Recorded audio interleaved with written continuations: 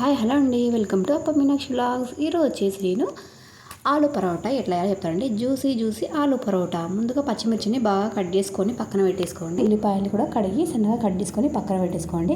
ఒక ప్లేట్ తీసేసుకొని ఒక కప్పు గోధుమ పిండికి కొద్దిగా ఉప్పు, కొద్దిగా ఆయిల్, కొంచెం వాటర్ వేసి కలిపి భక్షాలు ఎట్లా వేసుకున్నామో సో అదే విధంగా మనం పిండి తయారు చేసి పెట్టుకోవాలన్నమాట. సో ఆలుగడ్డల్ని మనం తీసుకొని కట్ చేసుకొని కుక్కర్లో వేసి ఉడికించుకొని తొక్క తీసి ఒక బౌల్లో వేసుకొని షిఫ్ట్ చేసుకోవాలండి. నెక్స్ట్ ఈ ఆలుని మనం మిక్సీ జార్లో వేసుకోవాలి. ఇలా వేయడం వల్ల ఆలు అనేది జ్యూసీగా వస్తుందన్నమాట. సో అందుకే నేను జ్యూసీ కోసం మనం ఆలుని మిక్సీ జార్లో వేసుకోవడం జరిగింది అనమాట. నెక్స్ట్ స్టవ్ ఆన్ చేసుకొని కడాయి పెట్టేసుకొని కడాయిలో నూనె వేసుకొని నూనె వేడాక ఆవాలు జీలకర్ర వేసుకోవాలండి. ఆవాలు జీలకర్ర మంచిగా వేగాక తరిగి పెట్టుకున్న ఉల్లిపాయ ముక్కలను కూడా వేయించుకోవాలి. ఉల్లిపాయ ముక్కలు అంటే రెడ్గా అవ్వాలండి. రెడ్గా అయ్యే వరకు ఇలా లో ఫ్లేమ్లో పెట్టి వేయించుకోవాలి. తర్వాత కరివేపాకు, పచ్చిమిర్చి ముక్కల్ని కూడా చక్కగా ఫ్రై చేసుకోవాలి. ఈ మూడింటిని కూడా చక్కగా ఫ్రై చేసుకోవాలండి. తర్వాత ఈ ఉల్లిపాయలు తొందరగా ఎర్రగా అవ్వాలంటే మనం ఒక చిన్న టిప్ అండి, ఉప్పు వేయాలండి. తొందరగా రెడ్గా అవుతుందన్నమాట. సో నెక్స్ట్ ఏంటంటే అల్లం వెల్లుల్లి పేస్ట్ కూడా వేసుకోవాలి. అల్లం వెల్లుల్లి పేస్ట్, పసుపు, కొంచెం ధనియాల పొడి అండి. ధనియాలు వేయించుకొని దంచి పౌడర్ వేసుకోవాలండి. అవి 2 టేబుల్ స్పూన్ వేసుకొని చక్కగా కలుపుకోవాలండి. కలిపి ఉండలు లేకుండా కలుపుకోవాలి. సో నెక్స్ట్ మనం ఆలుని మిక్సీలో వేసుకున్నాం కదా జ్యూసీ కోసము. ఈ జ్యూసీగా ఉన్న ఆలుని మనం ఈ మిశ్రమంలో వేసి చక్కగా కలుపుకోవాలండి. సో ఆనియన్స్ ఇంకా మొత్తం మసాలా అంతా కూడా ఈ జ్యూసీ ఆలుకి స్ప్రెడ్ అయ్యేటట్టు మొత్తం చక్కగా లో ఫ్లేమ్లో పెట్టుకొని కలుపుకోవాలన్నమాట.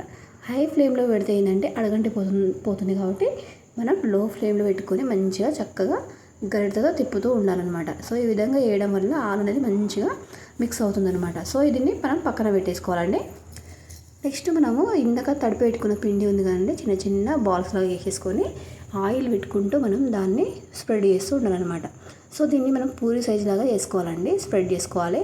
చేసుకున్న తర్వాత దానిపైన మనము 1 లేదా 2 స్పూన్ల నిండా ఈ ఆలు ఉంది కదండి, ఆలుని మనము తాలింపు పెట్టుకున్నాం కదా దాన్ని మనము దీనిపైన పెట్టేసుకోవాలన్నమాట.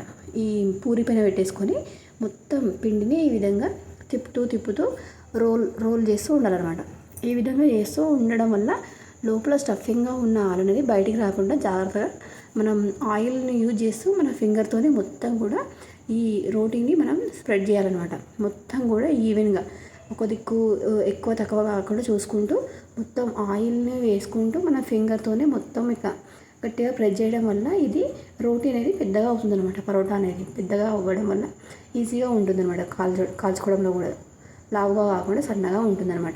సో నెక్స్ట్ ఈ విధంగా మొత్తం కూడా స్ప్రెడ్ చేసుకున్న పరోటాని మనం గ్యాస్ పైన పెనం పెట్టేసుకొని పెనం మీద ఆయిల్ ఎక్కువగా ఉంటుందండి. ఆయిల్ ఎక్కువ వాడుతుంది దీనికి.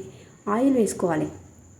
ఆయిల్ వేసుకొని ఆయిల్ వేడెక్కాక మనం ఇందాక తయారు చేసుకున్న పరోటా ఉంది కదండి, ఆ పరోటాని ఈ పెనం మీద వేసుకోవాలండి.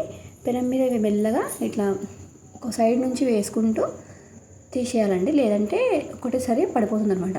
సో ఈ విధంగా వేస్తూ మెల్లమెల్లగా హై ఫ్లేమ్లో కొంచెం లో ఫ్లేమ్లో పెడుతూ మనం దీన్ని ఈవెన్గా కాల్చుకోవాలన్నమాట. తర్వాత దీనిపైన చుట్టూ నూనె వేసి స్పూన్తోని అటు ఇటు మరలా వేసుకుంటూ కాల్చుకోవాలన్నమాట. సో ఇట్లా వేయడం వల్ల ఏంటంటే 2 సైడ్లో కూడా చక్కగా మంచిగా పరోటా అనేది కాలుతుందన్నమాట. లోపల స్టఫింగ్ కూడా మంచిగా ఉడుకుతుంది. ప్లస్ ఇక్కడ ఉన్న మొత్తం పిండి మొత్తం ఉండకుండా చక్కగా పూరిలాగా పొంగుతుందన్నమాట. చాలా బాగుంటుందండి. అంతే అండి, ఎంతో రుచికరమైన పరోటా రెడీ అయిపోయింది. ఇంతే అండి, సో సింపుల్. మీరు కూడా తప్పకుండా ట్రై చేయండి. మీకు నచ్చితే ఓకే లైక్ చేయండి, కామెంట్ చేయండి, సబ్స్క్రైబ్ చేసుకోండి నచ్చితేనే. Okay, thank you.